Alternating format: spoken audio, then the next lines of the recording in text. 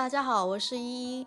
大虾别再用水煮了，大厨教你不加一滴水，虾肉 Q 弹，鲜甜无腥味。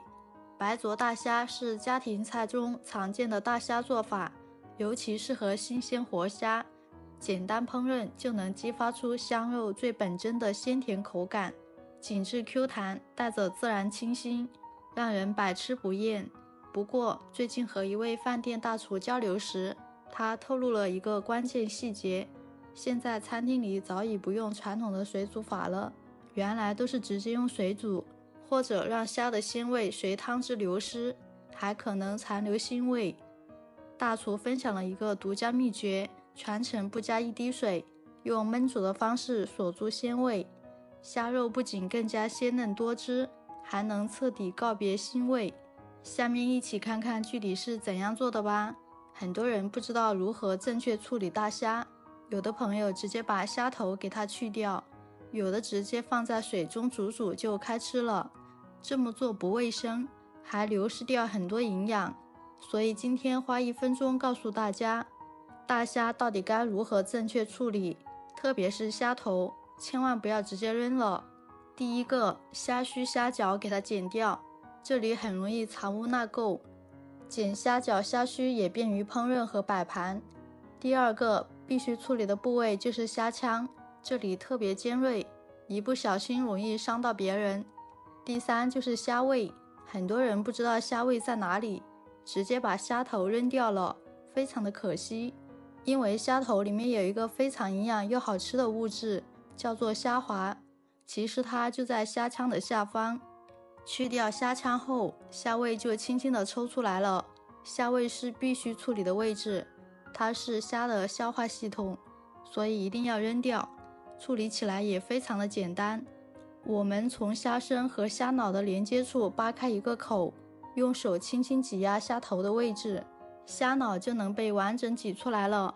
接着轻轻往外一扯，一根完整的虾线就能连带取出来了。虾线就是虾身上的大肠，特别的脏，一定要彻底的处理干净。这就是处理大虾的完整过程，是不是特别简单？这么处理过的大虾呀，我们吃起来又干净又放心，怎么做都好吃。处理好的大虾放入干净的盆中，接下来进入关键的清洗步骤。往盆里加入1小勺食盐，少许的食用小苏打，再倒入足量清水，轻轻搅拌，让盐和小苏打充分溶解，形成微微带碱味的混合水溶液后，将其浸泡淘洗干净。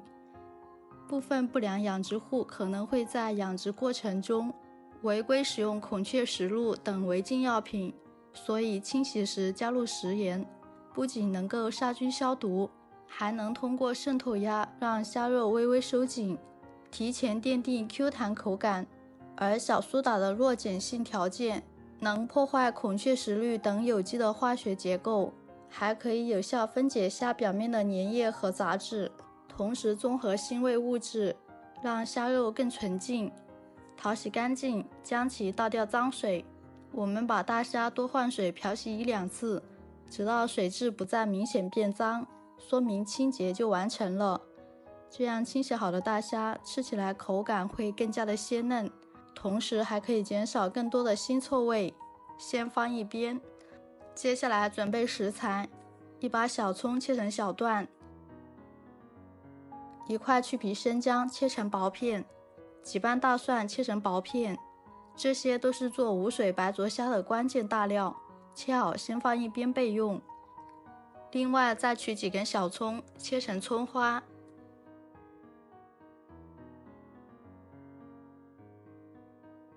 切好装入小碗中。接着准备一块去皮生姜，先切薄片，再切成细丝，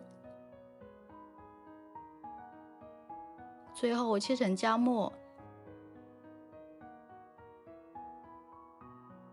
切好装入碗中备用。然后准备几瓣大蒜，先用刀给它拍扁，然后再切成蒜末，切好和葱姜放一起。然后淋入热油，激发出食材的香味，再加入少许食盐调味，适量的芥末酱，半个柠檬汁和1大勺生抽，将其搅拌均匀。美味的白灼虾料汁就调制完成啦，先放一边。接下来将姜蒜片均匀平铺在锅底，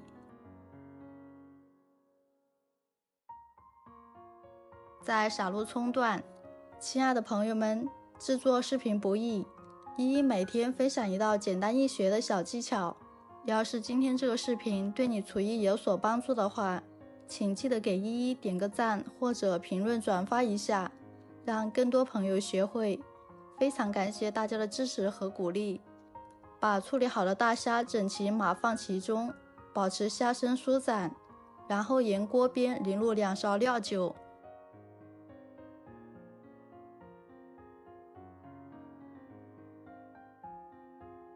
，1勺高度白酒，迅速盖上锅盖，开中火焖3到4分钟。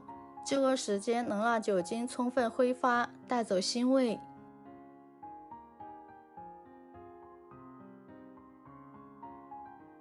时间一到，揭开锅盖，只见大虾通体泛红如珊瑚，虾身自然转曲成饱满的弧度，表面挂着少许透亮的汤汁，姜蒜的香气混合着酒香扑面而来，看着就很有食欲。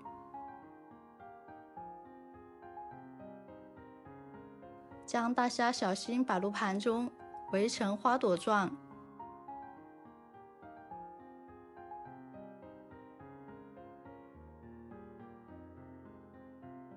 中间放上调好的料汁，趁热夹1只虾，轻轻剥去外壳，虾肉立即脱壳而出，咬下去先是酒香的清爽，接着是虾肉的 Q 弹鲜甜，彻底告别传统水煮的寡淡，每一口都是大厨级的鲜香体验。葱姜蒜代替清水的好处太多了，一是可以去腥增香，葱姜蒜的腥味物质可掩盖虾的腥味，提升鲜香；二是可以提味解腻，其挥发性成分激发虾肉鲜甜，平衡油腻感；三是可以辅助杀菌，天然抑菌成分增强食品安全，尤其适合鲜活食材。这样一道用葱姜蒜焖制的白灼虾，不加一滴水，却能激发出香肉的极致鲜味。做法简单又充满巧思，无论是家庭聚会还是朋友小聚，端上桌都是亮眼的美味。赶紧试试这个大厨级的小技巧，让你的白灼虾告别平淡，每一口都带着酒香与鲜香的交际，让人停不下筷子。好啦，今天的视频就分享到这里啦。如果你也喜欢这个做法，赶紧收藏起来试试吧。别忘了动动您发财的小手，给我点个赞，加个关注哦。感谢您的支持，我是依依，我们下期视频再见。